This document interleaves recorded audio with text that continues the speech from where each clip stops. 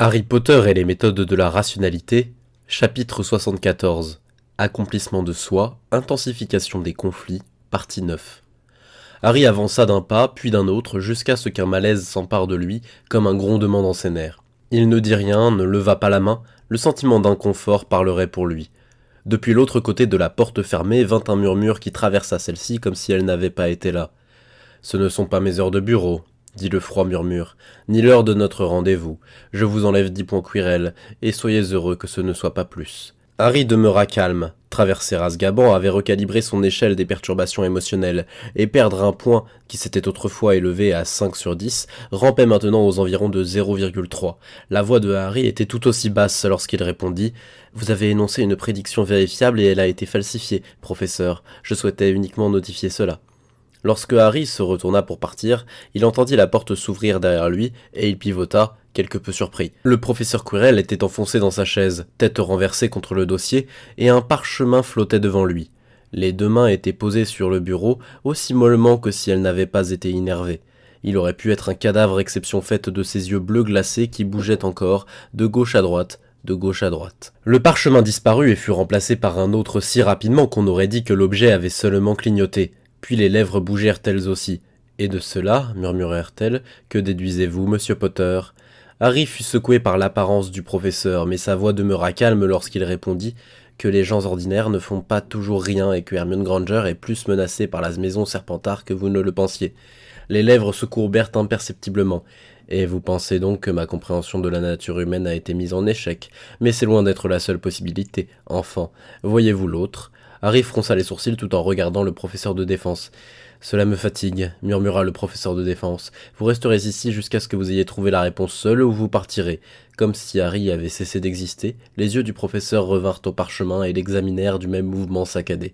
C'est 6 parchemins plus tard que Harry comprit et dit « Vous pensez que votre prédiction a échoué parce qu'il y a un autre facteur en jeu qui n'était pas inclus dans votre modèle, une raison pour laquelle la maison Serpentard est plus Hermione que vous ne l'aviez perçu, comme quand les calculs orbitaux d'Uranus faits par les scientifiques étaient faux mais que le problème ne venait pas des lois de Newton, mais de leur ignorance de l'existence de Neptune. » Le parchemin disparut et ne fut pas remplacé. La tête s'extirpa alors de son prélassement, fit face à Harry et la voix qui parla fut basse mais pas sans timbre. « Je pense, enfant, dit le professeur avec douceur mais d'une voix qui était presque normale, que si tout Serpentard la haïssait tant que cela, je m'en serais rendu compte. Et pourtant, 3 formidables combattants de cette maison ont préféré l'action à l'inaction, et ce d'une façon à la fois risquée et coûteuse. Quelle force aurait pu les mouvoir ou diriger leurs mouvements? La lueur bleue glacée des yeux du professeur croisèrent le regard de Harry. Quelques mains dotées d'influence au sein de Serpentard, peut-être, mais dans ce cas, comment cette main bénéficierait-elle du mal causé à la fille et à ses partisans ? Dit Harry, il faudrait que ce soit quelqu'un qui, d'une façon ou d'une autre, se sent menacé par Hermione, ou quelqu'un qui recevrait le mérite de tout malheur qui pourrait lui arriver. Je ne connais personne correspondant à ce profil, mais cela dit, je ne connais quasiment personne à Serpentard qui ne soit pas en première année. La pensée vint aussi à Harry que déduire l'existence d'un cerveau caché à partir d'une attaque moyennement inattendue semblait se baser sur des éléments de preuve insuffisants pour compenser l'improbabilité a priori de la théorie. Mais enfin, puisqu'il s'agissait d'une déduction du professeur Quirrell, le professeur de défense se contenta de regarder Harry, paupières légèrement baissées, comme en signe d'impatience. « Et oui, dit Harry, je suis certain que Draco Malfoy n'est pas derrière ça. » Un sifflement d'air expiré comme un soupir. Il est le fils de Lucius Malfoy, entraîné selon des règles les plus strictes.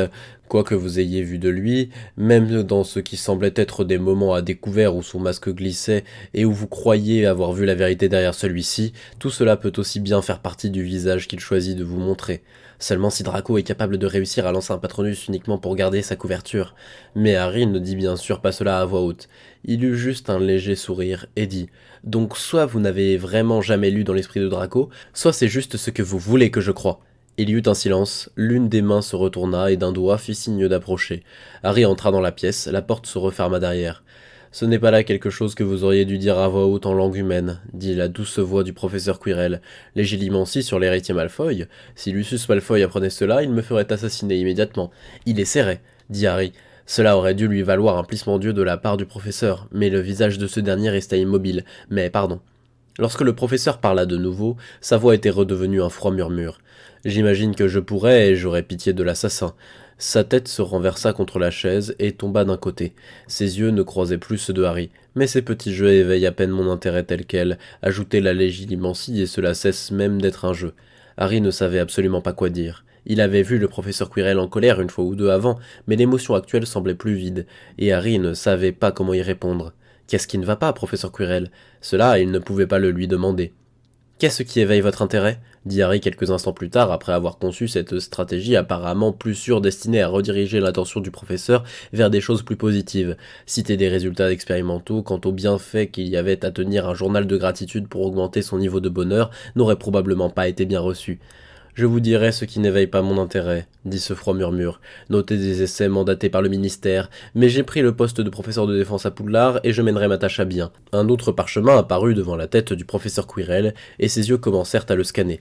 Rhys Belka avait un poste élevé dans mes armées avant qu'elle ne commette sa folie. Je lui offrirai une chance de rester plutôt que d'être expulsée si elle me dit exactement quelles sont les forces qui l'ont poussée à agir, et je lui ferai également comprendre ce qui se passe racialement. Je m'autorise quand même à lire les visages. Le doigt du professeur de défense pointa derrière Harry, vers la porte. « Mais que vous ayez eu tort quant à la nature humaine, dit Harry, ou qu'il y ait eu une force supplémentaire à l'œuvre dans Serpentard, dans un cas comme dans l'autre, Hermione Granger court un danger plus grand que vous ne l'aviez prédit. La dernière fois, c'était 3 puissants combattants, alors que se passera-t-il la prochaine? Elle ne désire ni mon aide ni la vôtre, dit une voix basse et froide. Je ne trouve plus vos préoccupations aussi amusantes qu'autrefois, monsieur Potter. Partez. » Elles avaient beau être toutes égales, c'était toujours Hermione qui finissait par s'exprimer dans ces situations, même si elle n'était certainement pas la chef. Ce jour-là, lors du petit déjeuner, les 4 tables de Poudlard regardaient en coin là où les 8 membres de la SPEHS s'étaient rassemblés, à l'écart. Le professeur Flitwick les regardait lui aussi d'un regard sévère depuis la table d'honneur. Hermione ne regardait pas dans cette direction, mais elle pouvait sentir le regard du professeur Flitwick posé sur le bas de son cou.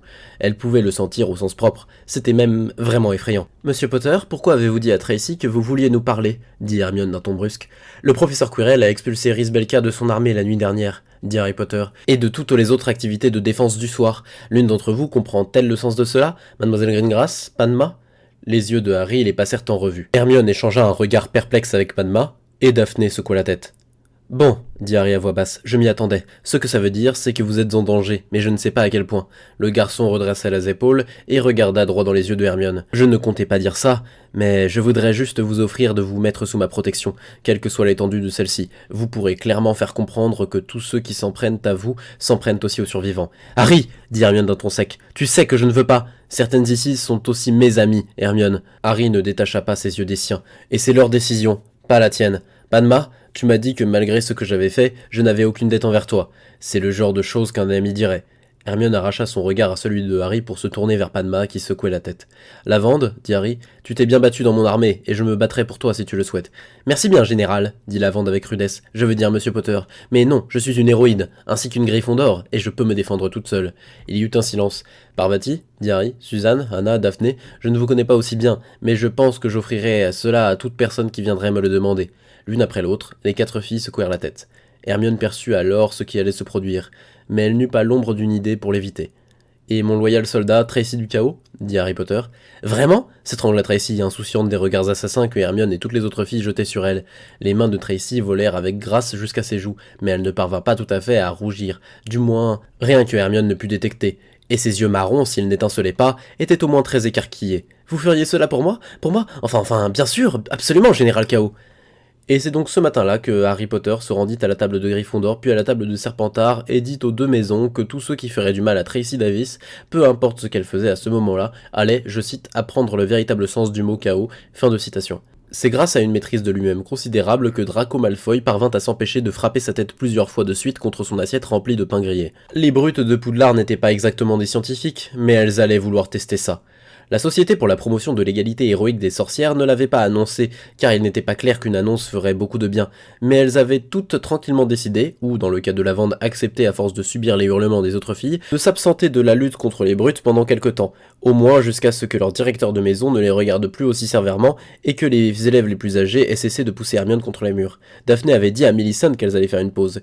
Et c'est donc avec une certaine perplexité que, quelques jours plus tard, Daphné regarda le parchemin qui lui avait été délivré pendant le petit déjeuner, écrit d'une main si tremblante qu'il en était presque illisible et sur lequel on pouvait lire « 2 heures cet après-midi en haut des escaliers qui montent de la bibliothèque. Vraiment important. Tout le monde doit être là. Millicent. » Daphné regarda autour d'elle, mais elle ne put voir Millicent nulle part dans la grande salle. « Un message de ton informateur ?» dit Hermione après que Daphné soit allée lui parler. « C'est bizarre, je n'ai pas... » « Tu n'as pas quoi ?» dit Daphné lorsque la serre d'aigle s'arrêta à mi-phrase. Le général Soleil secoua la tête et dit « Écoute Daphné, je pense qu'on doit savoir d'où viennent ces messages avant de continuer à leur faire confiance. Regarde ce qui s'est passé la dernière fois. Comment est-ce que quiconque aurait pu savoir qu'il y aurait 3 brutes, à moins de faire partie du complot? Je ne peux pas te... » dit Daphné. « Enfin, je ne peux rien dire, mais je sais d'où viennent les messages et je sais comment cette personne aurait pu le savoir. » Hermione jeta un regard à Daphné qui, l'espace d'un instant, rendit Hermione incroyablement, effroyablement semblable au professeur McGonagall. Dit Hermione. « Et sais-tu comment Suzanne s'est soudain transformée en Wonder Woman ?» Daphné secoua la tête et dit « Non, mais je pense que si on reçoit un message disant qu'on devrait être quelque part, c'est peut-être vraiment important et qu'on devrait tous y aller. » Daphné n'avait pas vu ce qui était arrivé à Suzanne après qu'elle ait essayé d'empêcher la prophétie en maintenant cette dernière à distance, mais on le lui avait raconté ensuite. Et maintenant, Daphné avait peur d'avoir peut-être cassé quelque chose. Dit Hermione, et ses yeux McGonagall étaient revenus. Personne ne sembla savoir qui l'avait commencé ni où cela avait commencé. Si vous aviez essayé d'en suivre la trace mot à mot, murmure à murmure, vous auriez probablement découvert une immense boucle. Ce matin-là, Peregrine Derrick reçut une tape sur l'épaule en sortant du cours de potions. Jaime Astorga entendit un chuchotement derrière lui pendant le déjeuner. Robert Jackson III découvrit un petit mot plié sous son assiette. Carl Sloper surprit une conversation entre 2 Gryffondors qui lui jetèrent des regards lourds de sous-entendus lorsqu'ils passèrent près de lui. Personne ne semblait savoir où cela avait commencé, qui en avait parlé en premier, mais on parlait d'un lieu, on parlait d'une heure, et on disait que la couleur serait le blanc. « Chacune d'entre vous a intérêt à ne rien trouver à redire à ça, » dit Suzanne Bones. La Poufsouffle, ou le pouvoir étrange qui avait pris possession d'elle, ne faisait même plus semblant d'être normale.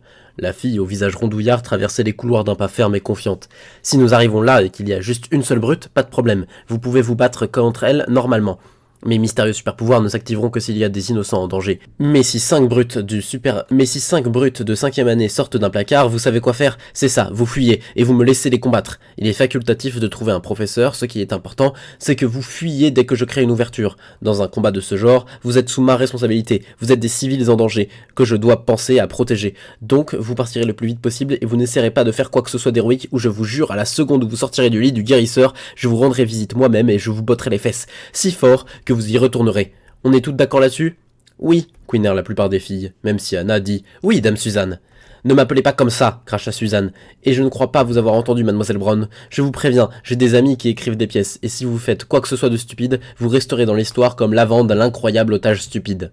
Hermione commençait à se demander avec inquiétude combien d'autres élèves, mis à part Harry, avaient de mystérieux côtés obscurs, et si elle risquait d'en développer un à force de traîner avec eux. « Très bien, capitaine Bones », dit Lavande d'un ton exceptionnellement respectueux, alors qu'elle passait un angle sur le chemin le plus court vers la bibliothèque et qu'elle traversait un couloir plutôt grand muni de 6 ensembles de doubles portes, 3 de chaque côté. « Pourrais-je savoir s'il y a la moindre chose que je pourrais faire pour devenir une double sorcière? Inscris-toi au programme de préparation Aurore quand tu seras en 6e année, dit Suzanne. C'est ce qu'il y a de mieux en second choix. Oh, et si un Aurore célèbre te propose de superviser ton stage d'été, contente-toi de faire la sourde oreille à tous ceux qui te diront qu'il a une mauvaise influence et que tu vas certainement mourir. » Lavande hochait rapidement la tête. « Compris, compris. » Padma, qui n'avait à vrai dire pas été là la dernière fois, lançait des regards très sceptiques à Suzanne. Puis cette dernière se figea sur place, leva sa baguette et dit « Protego Maximus !» Une décharge d'adrénaline traversa Hermione, elle tira instantanément sa baguette, pivota, mais elle ne vit rien qui clochait de l'autre côté du grand nuage bleu qui les entourait à présent. Les autres filles, qui s'étaient elles aussi mises en formation, avaient l'air tout autant perplexes. « Désolé, dit Suzanne, désolé les filles, laissez-moi un moment pour inspecter cet endroit. Repenser à quelqu'un m'a rappelé que cette pièce où nous nous trouvons, avec toutes ses portes, serait un excellent coin à embuscade. » Il y eut un silence. « Maintenant !» dit une voix dure, brouillée jusqu'à ne plus être identifiable par un grésillement. Les 6 paires de portes s'ouvrirent grand. Des robes blanches s'avancèrent en file, en silence. Des robes intégrales, sans marque d'affiliation à une maison ou à une autre, et munies d'un tissu blanc qui masquait les visages, surmontés de capuches.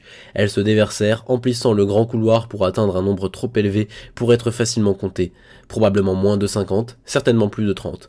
Toutes déjà entourées d'un nuage bleu. Suzanne dit de très gros mots, si terribles qu'à n'importe quel autre moment, Hermione les aurait remarqués. « Ce message !» s'écria Daphné prise d'une horreur soudaine. « Il ne venait pas d'eux !» Mais les Bulstrode dirent la voix et son grésillement. « Non, vous voyez, mademoiselle Gris-de-Grâce, si la même fille envoie un message par le réseau Serpentard à chaque fois que vous combattez une brute, quelqu'un finira par le remarquer. Nous aurons une conversation avec elle quand nous en aurons fini avec vous.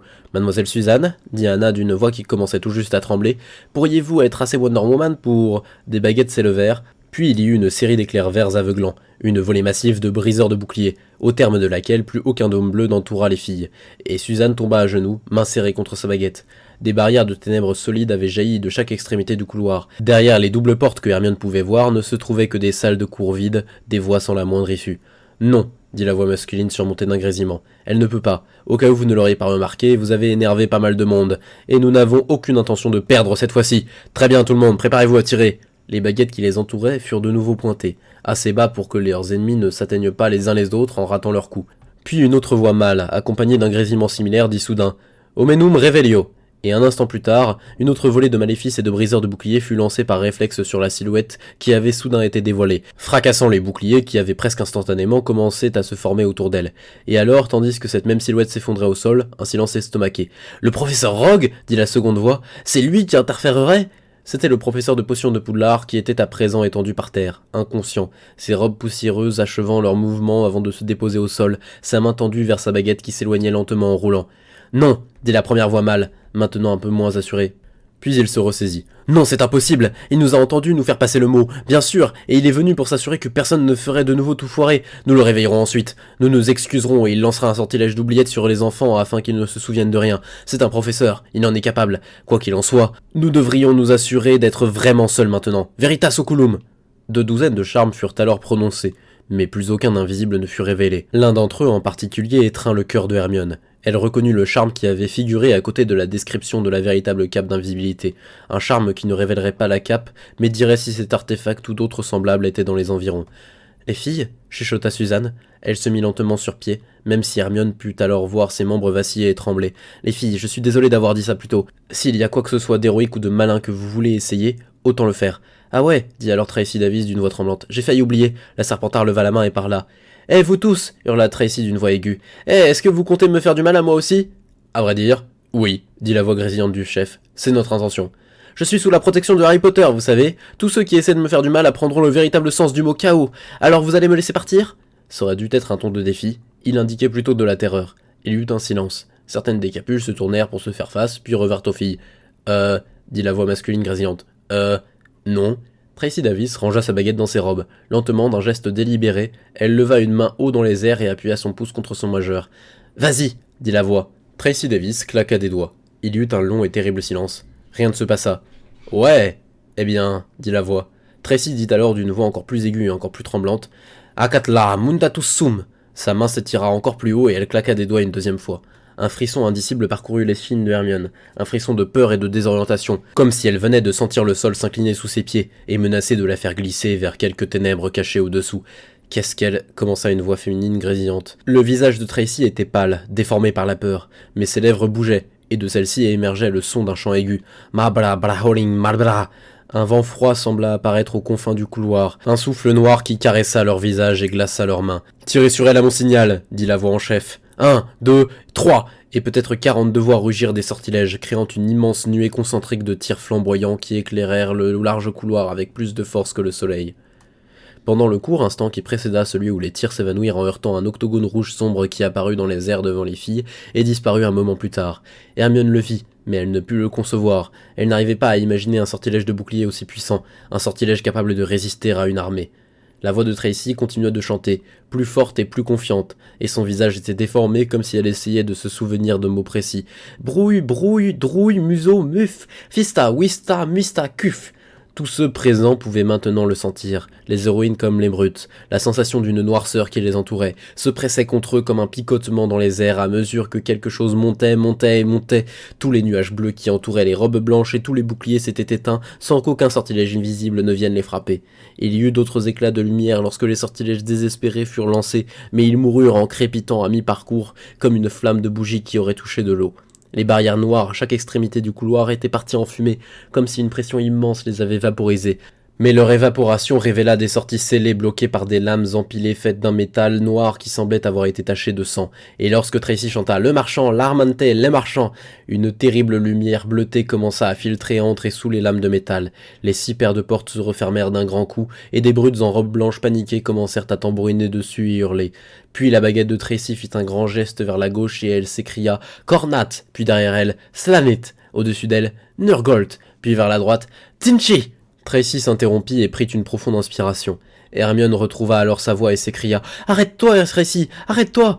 Mais il y avait un grand et étrange sourire sur le visage de Tracy. Elle leva sa baguette encore plus haut et claqua des doigts une 3e fois, et lorsqu'elle parla de nouveau, sous sa voix aiguë et féminine, on crut entendre le murmure d'un chœur plus grave qui l'accompagnait. Ténèbres au-delà des ténèbres, plus profondes que la dernière obscurité. Enterré sous le flot du temps, de ténèbres en ténèbres, ta voix fait écho au cœur du néant, ignoré de la mort, inconnu de la vie. « Qu'est-ce que tu fabriques » glapit Parvati, et la Gryffondor tendit une main pour tirer la Serpentard vers elle, mais celle-ci commençait à s'élever en l'air. Et Daphné et Suzanne attrapèrent toutes deux le bras de Parvati en même temps, et Daphné s'écria « Non, on ne sait pas ce qui se passe quand le rituel est interrompu !»« Ouais, et qu'est-ce qui se passe s'il est accompli ?» hurla Hermione, plus proche qu'elle ne l'avait jamais été d'une défaillance mentale complète. Le visage de Suzanne était blanc, comme de la craie, et elle murmura « Je suis désolé, Folleuil. » Et Tracy continua, son corps flottant de plus en plus haut, ses cheveux noirs fouettant l'air encore autour d'elle, portés par les vents froids. « Toi qui connais la porte, qui est la porte, la clé et le gardien de la porte, je t'ordonne de lui ouvrir la voie et de manifester son pouvoir devant moi. » Le couloir fut alors plongé dans un noir complet et un silence absolu, si bien que seul Tracy pouvait être vu et entendu, comme si plus rien dans l'univers n'existait à part elle et la lumière qui l'éclairait, venue d'une source sans nom. La fille lumineuse leva la main une dernière fois, et avec une affreuse solennité appuya son pouce contre son majeur, et depuis les ténèbres Hermione regarda le visage de Tracy et vit que les yeux de la Serpentard avaient maintenant, à la nuance près, le vert des yeux de Harry Potter. Harry James Potter Evans verse, Harry James Potter Evans verse, Harry James Potter Evans verse. Et il y eut un claquement de tonnerre. Et alors Harry avait choisi une posture détendue, assis sur une petite chaise face à l'imposant bureau du directeur de Poudlard, une jambe posée sur son genou, ses bras nonchalamment étendus sur les accoudoirs. Harry faisait de son mieux pour ignorer le son venu des appareils alentours, même s'il avait quelques difficultés à ignorer celui situé directement derrière lui et qui faisait le bruit d'une chouette ululant désespérément alors qu'on la fourrait dans une déchiqueteuse à bois. « Harry !» dit le vieux sorcier, assis derrière son bureau, la voix âgée et égale, ses yeux bleus perçants derrière ses scintillantes lunettes en demi-lune. Le directeur s'était habillé de robe d'un pourpre nocturne et non pas d'un noir formel, mais toujours assez sombre pour approcher le sérieux le plus mortel selon la mode du monde des sorciers. « Es-tu responsable de ce qui a eu lieu ?»« Je ne peux nier que mon influence ait joué un rôle, » dit Harry. Le vieux sorcier ôta ses lunettes et se pencha pour regarder directement Harry, ses yeux bleus braqués vers les yeux verts. « Je te poserai une seule question, » continua-t-il d'une voix plus basse. « Penses-tu que ce que tu as fait aujourd'hui était convenable ?» Des brutes étaient là, et elles étaient arrivées dans ce couloir avec l'intention de faire du mal à Hermione Granger et aux 7 autres enfants de première année, dit Harry d'une voix égale. Si je ne suis pas trop jeune pour être la cible de jugements moraux, alors eux non plus. Non, directeur, ils ne méritaient pas de mourir, mais ils méritaient d'être entièrement déstabilisés et collés au plafond. Le vieux sorcier remit ses lunettes. Pour la première fois depuis que Harry le connaissait, les mots semblaient manquer au directeur. « Merlin lui-même m'en soit témoin, » dit Dumbledore. « Je n'ai pas la plus vague idée de la façon dont je devrais réagir à cela. C'est plus ou moins l'effet que j'espérais produire, » dit Harry. Il sentait qu'il aurait dû siffler un air gai, mais il n'avait malheureusement jamais appris à siffler de façon fiable. « Je n'ai pas besoin de te demander qui est directement responsable, » dit le directeur. « Seuls 3 sorciers à Poudlard pourraient être assez puissants. Je n'y suis pour rien, Severus m'a assuré qu'il n'était pas impliqué, et le 3e... » Le directeur secoua la tête avec consternation. « Tu as prêté ta cape au professeur de défense, Harry. Je ne pense pas que ce soit sage, car maintenant qu'il a échappé à la détection par de simples sortilèges, il sait certainement que c'est une relique de la mort, si de fait il ne l'a pas su à la seconde où il est entré en contact avec elle. Le professeur Quirrell avait déjà déduit que je possédais une cape d'invisibilité, dit Harry, et le connaissant, il a probablement deviné que c'était une relique de la mort. Mais dans ce cas, directeur, il se trouve que le professeur Quirrell était sous une des robes blanches dotées de voiles. » Il y eut un autre silence. « Que c'est rusé !» dit le directeur. Il s'enfonça dans son fauteuil et soupira. « J'ai discuté avec le professeur de défense juste avant toi, à vrai dire. Je ne savais pas vraiment quoi dire. Je lui ai expliqué que ce n'était pas là la politique approuvée par Poudlard, en matière d'infraction aux règles en vigueur dans les couloirs, et que je ne trouvais pas qu'il était convenable pour un professeur de Poudlard de faire ce qu'il avait fait. » « Et que le professeur Quirrell a-t-il répondu à cela ?» dit Harry, qui n'était en rien impressionné par les politiques actuelles de maintien des règles en vigueur dans les couloirs. Le directeur avait l'air résigné. « Il a dit « Renvoyez-moi ». Harry parvint sans savoir comment à ne pas acclamer le professeur à voix haute. Le directeur fronça les sourcils. « Mais pourquoi a-t-il fait cela, Harry ?»« Parce que le professeur Quirrell n'aime pas les brutes de cette école et que je lui ai demandé très poliment.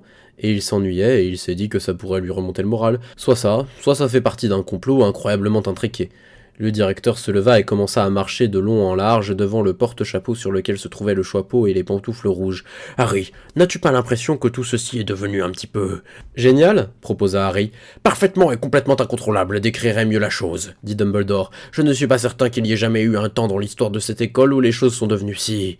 je n'ai pas le mot pour le décrire, Harry, parce que les choses n'ont jamais été ainsi, et personne n'a donc jamais inventé un mot pour ça. » Harry aurait essayé d'inventer des mots pour exprimer à quel point il se sentait flatté s'il n'avait pas été trop fier pour pouvoir parler. Le directeur le regardait avec une gravité qui ne faisait qu'augmenter. « Harry, as-tu la moindre idée de la raison pour laquelle je trouve ces événements inquiétants ?» « Honnêtement, dit Harry, non, pas vraiment. Enfin, bien sûr, le professeur McGonagall objecterait à tout ceci que ça pourrait briser la morne monotonie de la vie scolaire de Poudlard. Mais enfin, professeur, le professeur McGonagall ne mettrait pas le feu à un poulet, elle. » Les rides du visage de Dumbledore devinrent plus profondes. « Ce n'est pas cela qui m'inquiète, Harry, dit doucement le directeur. Une bataille a eu lieu dans ces couloirs. Monsieur le directeur, dit Harry, essayant avec précaution de garder un ton respectueux, le professeur Quirrell et moi n'avons pas choisi que cette bataille ait lieu. C'est les brutes qui en ont décidé. Nous avons juste décidé de faire gagner le côté clair. Je sais que parfois les frontières de la moralité sont incertaines, mais dans ce cas, la ligne de démarcation entre les méchants et les héroïnes faisait 20 mètres de haut et avait été tracée par un feu blanc. Notre intervention a peut-être été bizarre, mais elle n'était certainement pas mauvaise. Le directeur était revenu à son bureau, s'était assis sur son trône rembourré avec un bruit sourd et avait recouvert son visage de ses mains. « Est-ce que j'ai raté quelque chose ?» dit Harry. « Je pensais que vous seriez secrètement de notre côté, monsieur le directeur. C'était une réponse Gryffondor. Les jumeaux Weasley approuveraient. Fumsec approuverait. » Harry jeta un coup d'œil au perchoir doré, mais il était vide. Soit le Phénix avait des choses plus importantes à faire, soit le directeur ne l'avait pas invité à la discussion d'aujourd'hui. « Et ceci, dit le directeur d'une voix âgée, fatiguée et passablement étouffée, est précisément le problème, Harry. Si les courageux jeunes héros ne sont pas mis aux commandes d'école, c'est qu'il y a une raison. » Très bien, dit Harry. Il n'arrivait pas tout à fait à empêcher sa voix de révéler son scepticisme. Qu'est-ce que j'ai raté cette fois ? Le vieux sorcier releva la tête, son visage à présent solennel et plus calme. « Écoute-moi, Harry, dit Dumbledore, écoute-moi bien, car tous ceux dotés de pouvoir doivent l'apprendre un jour. Certaines choses en ce monde sont en effet vraiment simples. Si tu ramasses une pierre et que tu la laisses tomber, la terre n'en sera pas alourdie, et les étoiles ne dévieront pas de leur route. Je dis cela, Harry, pour que tu saches que je ne prétends pas être sage quand je te dis que même si certaines choses sont simples, d'autres sont complexes. Il existe des magies qui laissent une marque sur le monde et marquent aussi ceux qui les manient d'une façon qu'un simple charme ne ferait pas. Ces magies demandent que l'on hésite, que l'on réfléchisse aux conséquences, qu'on prenne le temps de mesurer le poids de leur marque. Et pourtant, la plus complexe de ces magies que je connaisse est plus simple que la plus simple des âmes. Les gens, Harry, sont toujours marqués par ce qu'ils font, par ce qui leur est fait. Comprends-tu maintenant pourquoi dire « voilà la ligne de démarcation entre les héros et les méchants » ne suffit pas à affirmer que ce que tu as fait était juste ? Monsieur le directeur, dit Harry d'une voix neutre, ce n'est pas une décision que j'ai prise au hasard. Non, je ne connais pas l'effet exact que cela aura sur chacune des brutes présentes. Mais si j'attendais toujours d'avoir une information parfaite avant d'agir, je ne ferais jamais rien. En ce qui concerne le développement psychologique de, disons, Peregrine Derrick, il n'aurait probablement pas été très bon pour lui de martyriser 8 filles de première année, et les arrêter discrètement et rapidement n'aurait pas suffi puisqu'ils auraient alors juste réessayé plus tard. Il fallait donc qu'il voie qu'un pouvoir protecteur digne d'effroi existait. La voix de Harry demeura neutre. Mais bien sûr, puisque je suis un gentil, je ne voulais pas leur infliger des dommages permanents ni même les faire souffrir. Et pourtant, la peine devait être assez forte pour être prise en compte la prochaine fois qu'ils penseraient à réessayer. Donc, après avoir soupesé les résultats attendus du mieux que mon intellect rationnel à un degré limité en est capable, j'ai songé que le plus sage serait de déshabiller les brutes et de les coller au plafond. Le jeune héros regardait droit vers le vieux sorcier, ses yeux verts impassibles braqués sur le bleu derrière les lunettes. Et puisque je n'étais pas là, et que je n'ai personnellement rien fait, il n'existe aucun moyen légal de me punir selon les règles de Poudlard. Le seul à avoir agi est le professeur, et il est intouchable. Et briser les règles juste pour m'atteindre ne serait pas une chose très sage à faire aux héros que vous préparez à combattre l'ordre Voldemort. Cette fois, Harry avait essayé de penser à l'avance à toutes les ramifications avant de soumettre sa suggestion au professeur Quirrell, et pour une fois, le professeur de défense ne l'avait pas traité d'idiot. Il avait juste lentement souri et avait commencé à rire. « Je comprends tes intentions, Harry, dit le vieux sorcier. Tu penses avoir donné une leçon aux brutes de Poudlard, mais si Peregrine Derrick devait apprendre cette leçon, il ne serait pas Peregrine Derrick. Tes actes n'auront d'autres effets que de provoquer la douleur encore plus. Ce n'est pas juste, mais c'est ainsi. » Le vieux sorcier ferma les yeux, comme sous le coup d'une brève douleur, puis les rouvrit. « Harry, la vérité la plus douloureuse à accepter pour un héros est que le bien ne peut pas et ne doit pas gagner toutes les batailles. Tout cela a commencé quand Mademoiselle Granger s'est battue contre 3 ennemis et qu'elle a gagné. Si elle s'était contentée de cela, l'écho de ses exploits aurait fini par disparaître. Au lieu de cela, elle s'est associée à des camarades et a levé sa baguette en signe de défi contre Peregrine Derrick et tous ses semblables. Et ses semblables sont incapables de répondre autrement qu'en levant leur baguette. Jamie Astorga est donc parti en chasse, et il aurait dû la battre, peut-être. Ça aurait été fort triste, mais les choses se seraient arrêtées là. 8 sorcières de première année mises ensemble ne contiennent pas assez de magie pour vaincre un tel adversaire. Mais tu ne pouvais pas accepter cela, Harry. Tu ne pouvais pas laisser Mademoiselle Granger apprendre sa leçon elle-même, et tu as donc envoyé le professeur de défense les surveiller, invisible, et percer les boucliers d'Astorga au moment où Daphné Greengrass le frappait. Quoi ? Se dit Harry. Le vieux sorcier continua. À chaque fois que tu es intervenu, Harry, cela a intensifié les choses, encore et encore. Mademoiselle Granger s'est vite retrouvée face à Robert Jackson lui-même, le fils d'un mange-mort, avec 2 puissants alliés à ses côtés. Cela aurait en effet été douloureux pour Mademoiselle Granger si elle avait perdu cette bataille, et à nouveau par ta volonté et la baguette de Quirinus, cette fois plus ouvertement, elle a gagné. Harry avait encore du mal à envisager la possibilité d'un professeur de défense invisible surveillant la SPEHS et s'assurant que les héroïnes étaient à l'abri du danger. Et ainsi, finit le vieux sorcier, nous en sommes arrivés à aujourd'hui, Harry, à l'attaque de 44 élèves contre 8 sorcières en première année, une véritable bataille dans ces murs. Je ne sais pas quelle était ton intention, mais tu dois accepter une part de responsabilité. De telles choses ne se produisaient pas avant que tu n'arrives dans cette école, pas pendant les décennies que j'ai passées à Poudlard, ni quand j'étais un élève, ni quand j'étais professeur. Merci beaucoup, dit Harry d'une voix neutre, même si je pense que le professeur Quirrell a plus de mérite que moi. Les yeux bleus s'écarquillèrent. Harry. Ces brutes attaquent leurs victimes depuis bien avant le début de l'année, dit Harry. Malgré ses efforts, sa voix commençait à s'élever. Mais personne n'a semblé apprendre aux élèves qu'ils avaient le droit de se défendre. Je sais qu'il est beaucoup plus simple d'ignorer un combat à armes égales qu'une victime impuissante qui se prend des maléfices et se fait presque jeter d'une fenêtre. Mais peut-on dire que c'est pire ? J'aimerais avoir lu plus d'écrits de Godric Gryffondor pour pouvoir le citer. Il doit bien y avoir quelque chose dans le tas qui parle de ce problème. Les batailles ouvertes sont peut-être plus bruyantes que des victimes qui souffrent en silence. Elles rendent peut-être plus difficile la tâche de prétendre qu'il ne s'est rien passé, mais le résultat final est meilleur. Non, dit Dumbledore, pas du tout, Harry. Toujours combattre les ténèbres, ne jamais laisser le mal incontesté. Ce n'est pas de l'héroïsme, mais simplement de l'orgueil. Même Godric Gryffondor ne pensait pas que toutes les guerres méritaient qu'on se batte, et pourtant il a passé sa vie entière à aller d'une bataille à une autre. La voix du vieux sorcier diminua de volume. En vérité, Harry, tes paroles ne sont pas maléfiques. Non, pas maléfiques, et pourtant elles m'ont effrayé. Tu es quelqu'un qui pourrait un jour exercer un grand pouvoir sur les autres sorciers. Et si ce jour-là, tu penses encore qu'on ne doit jamais laisser le mal incontesté ? Une véritable inquiétude transparaissait maintenant dans la voix du directeur. Le monde est devenu plus fragile depuis l'époque où Poudlard s'est dressé. J'ai peur qu'il ne puisse supporter la furie d'un autre Godric Gryffondor, et Gryffondor rentrait en rage moins vite que toi. Le vieux sorcier secoua la tête. Tu es trop prêt à te battre, Harry, bien trop prêt, et Poudlard elle-même devient plus violente autour de toi. Eh bien, dit Harry avec précaution soupesant ses mots, je ne sais pas si ça va aider, mais je pense que vous avez une fausse impression de mes préférences. Je n'aime pas non plus les vrais combats. Ça fait peur, c'est violent, et on risque de se faire mal. Mais je ne me suis pas battu aujourd'hui, monsieur le directeur. Ce dernier fronça les sourcils. Tu as envoyé le professeur de défense à ta place. Le professeur Quirrell ne s'est pas vraiment battu non plus, dit Harry avec calme. Il n'y avait là personne d'assez puissant pour le combattre. Il n'y a eu aucun combat, aujourd'hui. Seulement une victoire. Le vieux sorcier ne parla qu'un moment plus tard. Peut-être est-ce bien le cas, dit-il, mais tous ces conflits doivent toucher à leur fin. Je peux entendre la tension dans l'air, et à chaque altercation, cette tension monte. Tout cela doit prendre fin, de façon décisive et rapide, et tu ne dois pas faire obstacle à cette fin. Le vieux sorcier fit un geste vers la grande porte en chêne, et Harry s'en fut. C'est avec une certaine surprise que Harry passa entre les 2 immenses gargouilles grises qui s'étaient écartées et vit que Quirinus Quirrell était toujours affalé contre la pierre du couloir, un épais filet de bave tombant de sa bouche molle jusqu'à ses robes de professeur, exactement dans la même position que lorsque Harry était parti pour le bureau du directeur. Harry attendit, mais l'homme ne se releva pas, et après de longues secondes gênées, Harry commença à continuer son chemin dans le couloir.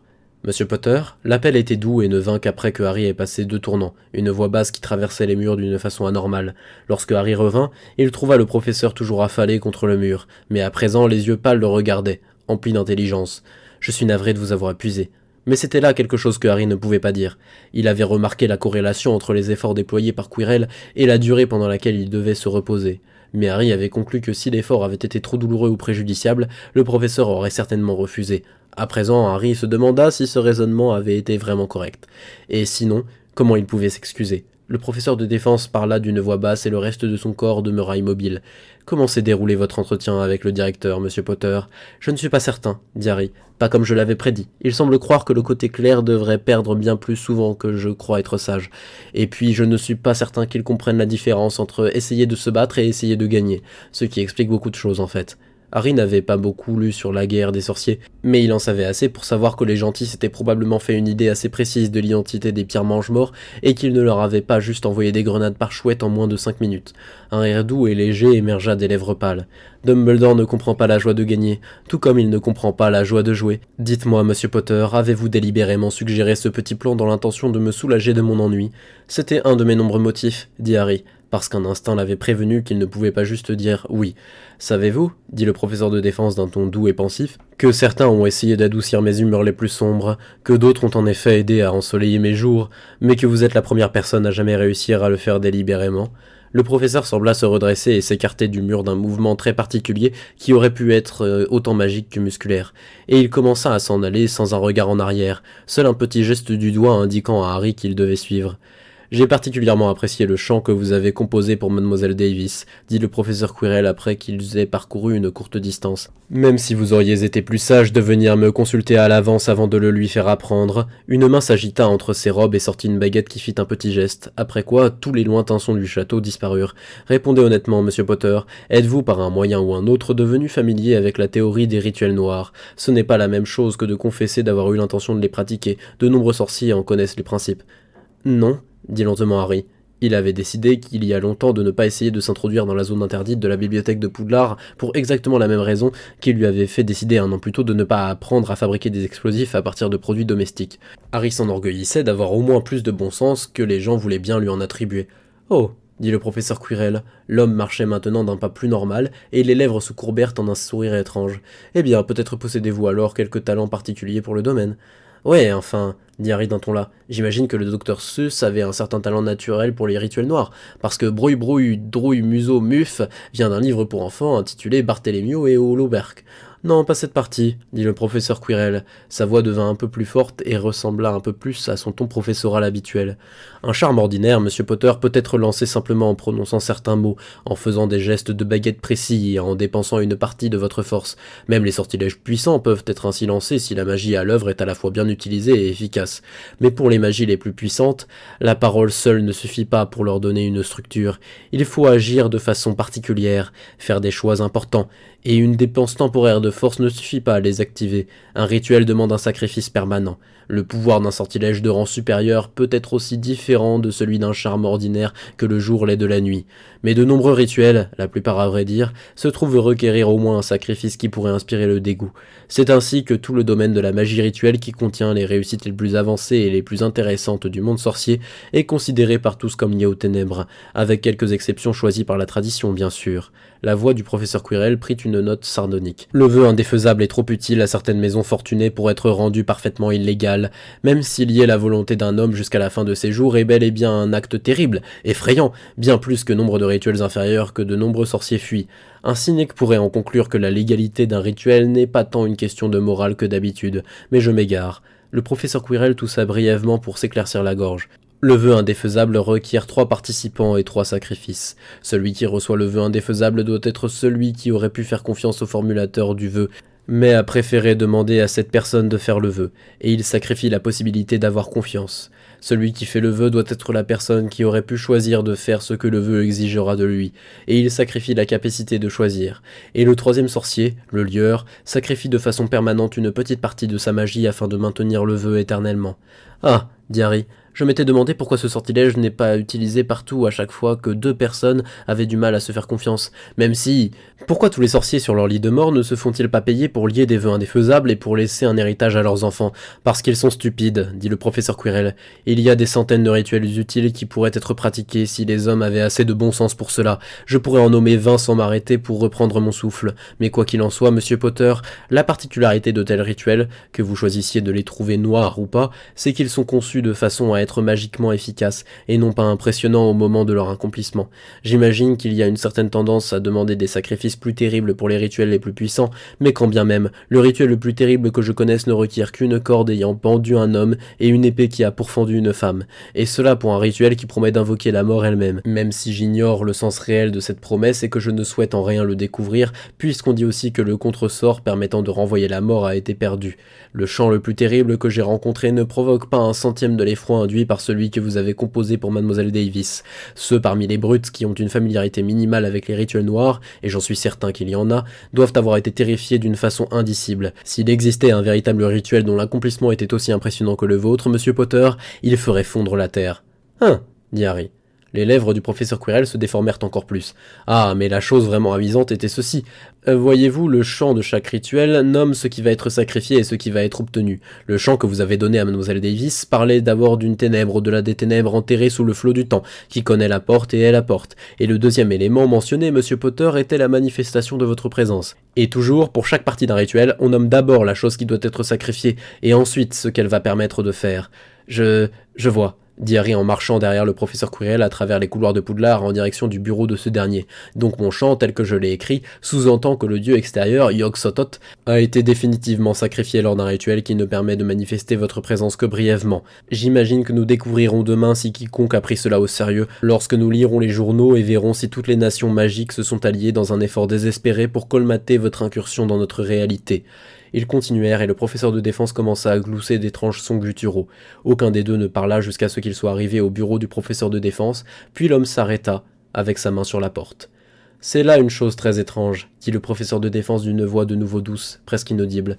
L'homme ne regardait pas Harry et ce dernier ne voyait donc que son dos. Une chose très étrange.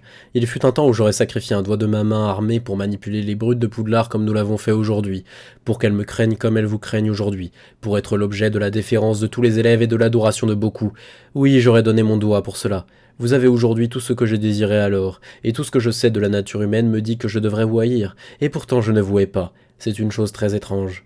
Le moment aurait dû être touchant, mais Harry sentit plutôt un frisson lui traverser l'échine, comme s'il était un petit poisson dans l'eau et qu'un immense requin blanc venait de lui jeter un coup d'œil et de décider de ne pas le manger après un moment d'hésitation. L'homme ouvrit la porte du bureau du professeur de défense, y entra et partit. Après coup, ses camarades de Serpentard la regardaient comme s'ils n'avaient pas la plus petite idée de la façon dont ils devaient la regarder. Les Gryffondors la regardaient comme s'ils n'avaient pas la plus petite idée de la façon dont ils devaient la regarder. Daphné entra d'un pas vif dans la classe de potions sans révéler sa peur, drapée de la dignité impérieuse d'une maison noble et très ancienne. En son fort intérieur, elle se sentait probablement comme tous les autres. 2 heures s'étaient écoulées depuis que le « quoi » avait eu lieu, et le cerveau de Daphné continuait encore. Quoi ? La salle était silencieuse et attendait que le professeur Rogue arrive. L'avant des Parvati était assise près d'un groupe d'autres Gryffondors, tous entourés de regards silencieux. 2 d'entre eux se corrigeaient mutuellement leurs devoirs avant le début du cours et personne ne leur parlait ni ne les aidait. Même Lavande, au sujet de laquelle Daphné aurait pu jurer que rien ne pouvait l'intimider, semblait plus soumise. Daphné s'assit à son bureau, sortit breuvages et potions magiques de son sac, commença à vérifier ses devoirs et fit de son mieux pour agir normalement. Les gens la regardaient fixement et ils ne disaient rien. Un hoquet de surprise traversa la salle entière. Garçons et filles eurent des soubresauts et s'éloignèrent de la porte comme des tiges de blé prises dans un coup de vent. Devant la porte se tenait Tracy Davis, entourée d'une cape noire en lambeaux qui recouvrait son uniforme de Poudlard. Elle s'avança lentement dans la salle, oscillant légèrement à chaque pas comme si elle essayait de glisser. Elle s'assit à son bureau habituel qui se trouvait être juste à côté de celui de Daphné. Le visage de Tracy se tourna lentement pour faire face à celui de Daphné. « Tu vois » dit la Serpentard d'un ton bas et sépulcral. « Je t'avais dit que je l'aurais avant elle. »« Quoi » lâcha Daphné avant de souhaiter immédiatement n'avoir rien dit. « J'ai eu Harry Potter avant Granger. » La voix de Tracy était toujours basse, mais ses yeux brillaient de triomphe. « Tu vois, Daphné, ce que le général Potter veut chez une fille, ce n'est pas un joli visage ou une belle robe. Il veut une fille capable de canaliser ses pouvoirs terrifiants. Voilà ce qu'il veut. Maintenant je suis à lui. Et lui à moi. » L'annonce donna naissance à un silence glacé qui s'empara de toute la salle. « Excusez-moi, mademoiselle Davis, » dit la voix cultivée de Draco Malfoy, qui semblait indifférent et relisait des parchemins de potions. Cet autre héritier d'une maison très ancienne ne leva pas les yeux de son bureau, même lorsque tout le monde se tourna pour le regarder. « Harry Potter vous a-t-il vraiment dit cela ? En ces termes ? Non, dit Tracy. Puis ses yeux brillèrent de colère. « Mais il a intérêt à me prendre maintenant que j'ai sacrifié mon âme pour lui et tout ça. »« Tu as sacrifié ton âme pour Harry Potter ?» hoqueta Millicent. Il y eut un fracas à l'autre bout de la pièce, car Ron Weasley avait fait tomber son encrier. « Bah, j'en suis assez certaine, » dit Tracy d'un ton brièvement incertain avant de reprendre. « Enfin, je me suis regardé dans un miroir et je suis plus pâle, je peux toujours sentir une sorte de ténèbres qui m'entoure, j'ai été le conduit de ces terribles pouvoirs et tout. Daphné, t'as vu mes yeux devenir verts, non ? Je ne l'ai pas vu, mais c'est ce que j'ai entendu ensuite. » Il y eut un silence seulement brisé par le son de Ron Weasley qui essayait de nettoyer son bureau. « Daphné » dit Tracy. « Je n'y crois pas, » dit une voix. « Impossible que le prochain Seigneur des Ténèbres te prenne toi comme épouse. » Lentement, avec une immense incrédulité, des têtes se tournèrent pour regarder Pansy Parkinson. « Tais-toi, toi » dit Tracy, « ou je... » La Serpentard s'interrompit. Puis sa voix devint encore plus basse et elle dit « Tais-toi ou je dévore ton âme. Tu peux pas faire ça !» dit Pansy avec le ton confiant d'une poule qui avait établi une hiérarchie de basse-cour très satisfaisante avec elle, tout en haut, et qui n'allait quand même pas mettre à jour sa croyance à cause de simples preuves. Lentement, comme si elle essayait de flotter, Tracy se leva de son bureau. Il y eut quelques hoquets. Daphné eut l'impression qu'on venait de la pétrifier sur sa chaise. « Tracy » dit la vente d'une petite voix, « ne refais pas tout ça, s'il te plaît. » Pansy était visiblement nerveuse à présent, maintenant que Tracy ondulait vers son bureau. « Qu'est-ce que tu crois que tu fais ?» dit Pansy sans tout à fait réussir à avoir l'air indigné. « Je t'ai dit Tracy d'un ton menaçant, je vais dévorer ton âme. » Tracy se pencha au-dessus de Pansy qui était restée assise, figée à son bureau, et lorsque leurs lèvres se touchèrent presque, Tracy inhala bruyamment. « Voilà !» dit Tracy en se redressant, « j'ai mangé ton âme. »« Non, c'est pas vrai !» dit Pansy. « Oh si, c'est vrai !» dit Tracy. Il y eut un très court silence. « Par Merlin, c'est vrai !» s'écria Théodore Noot. « Tu as l'air toute pâle maintenant, et tes yeux ont l'air vides !» Pansy devint pâle, et poussa un cri strident. « Quoi ?» Elle bondit de son bureau et fouilla désespérément dans son sac. Puis elle sortit un miroir, se regarda et devint encore plus pâle. Daphné abandonna toute prétention de calme aristocratique et laissa sa tête tomber sur son bureau avec un bruit sourd tout en se demandant si aller dans la même école que toutes les autres familles importantes justifiait vraiment le fait d'aller dans la même école que la Légion du Chaos. « Oh, t'es mal barré maintenant, Pansy, » dit Seamus Finnegan. « Je sais pas exactement ce qui se passe quand un détraqueur t'embrasse, mais si Tracy Davis t'embrasse, c'est probablement pire. J'ai entendu parler des gens sans âme, dit Dean Thomas d'une voix lugubre. Ils doivent tous s'habiller de noir, écrire des poèmes exécrables, et rien ne les rend jamais heureux. Ils sont pleins d'angoisse existentielle. »« Je veux pas d'angoisse existentielle !» s'écria Pansy. « Dommage, dit Dean Thomas. T'es obligé maintenant que ton âme est partie. » Pansy se retourna et tendit une main suppliante vers le bureau de Draco Malfoy. « Draco !» dit-elle d'un ton plaidant. « Monsieur Malfoy, s'il vous plaît, forcez Tracy à me rendre mon âme !»« Je peux pas, dit Tracy, je l'ai mangée. »« Forcez-la à la vomir !» s'écria Pansy. L'héritier des Malfoy s'était effondré en avant et sa tête reposait entre ses mains pour que personne ne puisse voir son visage. « Pourquoi ma vie est-elle ainsi ?» dit Draco Malfoy. Un babillage de chuchotements incontrôlables commença à mesure que Tracy revenait à son bureau et souriait d'un air satisfait. Tandis que Pansy se tenait au milieu de la salle, se tordant les mains alors que les larmes commençaient à apparaître dans ses yeux. « Taisez-vous !» La voix douce et létale sembla emplir la salle entière lorsque le professeur Rogue y entra. Il avait l'air plus en colère que Daphné ne l'avait jamais vu, ce qui envoya une décharge de véritable peur dans son échine. Elle se pencha sur ses devoirs en hâte. « Asseyez-vous, Parkinson !» siffla le maître des potions. « Et vous, Davis, ôtez-moi cette cape ridicule. »« Professeur Rogue !» gémit une Pansy Parkinson en larmes. « Tracy, elle a mangé mon âme !»